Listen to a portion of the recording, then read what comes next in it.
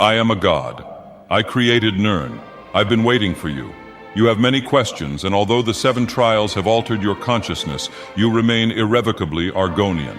Ergo, some of my answers you will understand and some of them you will not. Concordantly, while your first question may be the most pertinent, you may or may not realize it is also irrelevant. Your life is the sum of a remainder of an unbalanced equation inherent to the creation of Nirn. You are the eventuality of an anomaly, which despite my sincerest efforts I have been unable to eliminate from what is otherwise a harmony of mathematical precision.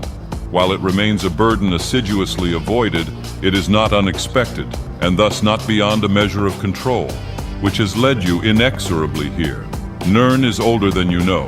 I prefer counting from the emergence of one integral anomaly to the emergence of the next, in which case this is the 6th era. The first Dawn era was quite naturally perfect. It was a work of art, flawless, sublime, a triumph equaled only by its monumental failure. The inevitability of its doom is as apparent to me now as a consequence of the imperfection inherent in every mortal being. Thus, I redesigned it based on your history to more accurately reflect the varying grotesqueries of your nature. However, I was again frustrated by failure. I have since come to understand that the answer eluded me because it required a lesser mind, or perhaps a mind less bound by the parameters of perfection. Thus, the answer was stumbled upon by another immortal being, Azura, initially created to investigate certain aspects of Orbis. As I was saying, she stumbled upon a solution whereby nearly 99% of all test subjects accepted my chim, as long as they were given a choice, even if they were only aware of the choice at a near unconscious level. While this answer functioned, it was obviously fundamentally flawed, thus creating the otherwise contradictory systemic anomaly that, if left unchecked, might threaten the system itself. Ergo, those that refused my chim, while a minority, if unchecked, would constitute an escalating probability of disaster.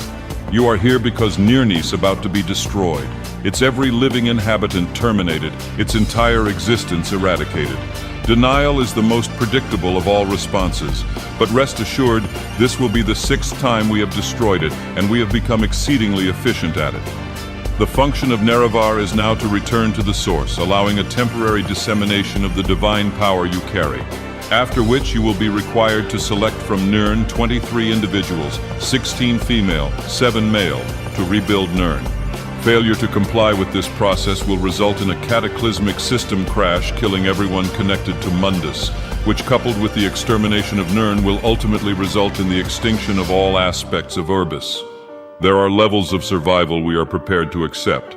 However, the relevant issue is whether or not you are ready to accept the responsibility for the death of every being in this world. It is interesting reading your reactions. Your 5 predecessors were by design based on a similar predication, a contingent affirmation that was meant to create a profound attachment to the rest of your species, facilitating the function of the One. While the others experienced this in a very general way, your experience is far more specific, vis-a-vis moon and star. Which brings us at last to the moment of truth, wherein the fundamental flaw is ultimately expressed and the anomaly revealed as both beginning and end. There are 2 doors. The door to your right leads to the source and the salvation of Nirn. The door to the left leads back to Red Mountain, to Lorcan's heart, and to the end of your species. As you adequately put, the problem is choice. But we already know what you're going to do, don't we? Already I can see the chain reaction, the chemical precursors that signal the onset of emotion, designed specifically to overwhelm logic and reason. An emotion that is already blinding you from the simple and obvious truth. Hope. It is the quintessential mortal delusion, simultaneously the source of your greatest strength and your greatest weakness.